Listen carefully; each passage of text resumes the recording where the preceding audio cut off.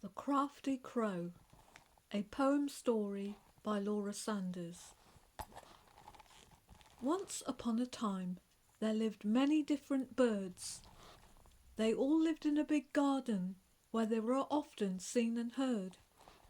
The robins, the blue tits, the sparrows, to name a few. The big black carrion crow who grew and grew and grew.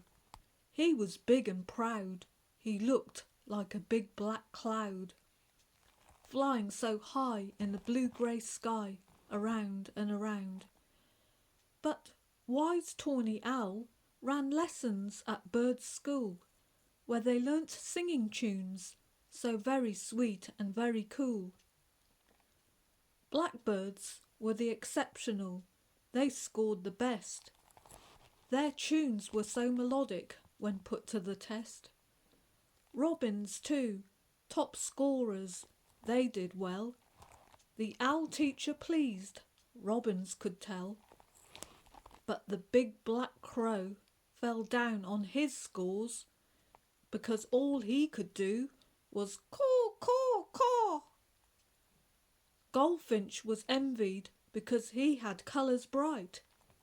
He could sing too, his shrill calls were tuneful and light. The crow didn't like Birds' School, he just wanted to scare all the other keen studious birds who did really care. The sparrowhawk, called Sammy, didn't even attend the strict Birds' School, he just had to pretend. So crow and sparrowhawk were dumbest singers at school. Robin and blackbird's the best in the bird pool.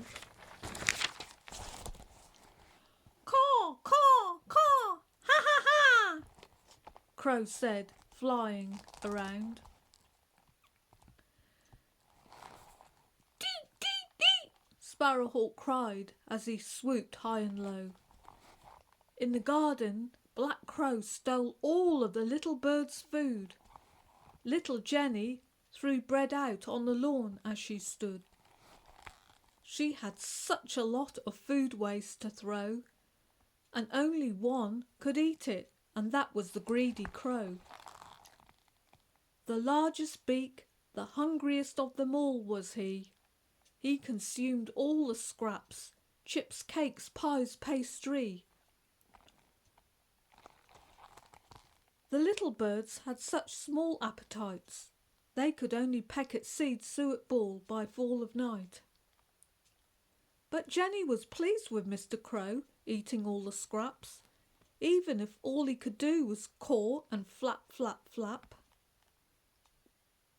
High on a wire, Crow looked down on his lawn. He might not sing as beautiful as Wren, but he was glad he was born. For he cleared all the scraps of food away, so that Mr. Rat would not come along and scare everyone and stay. The end.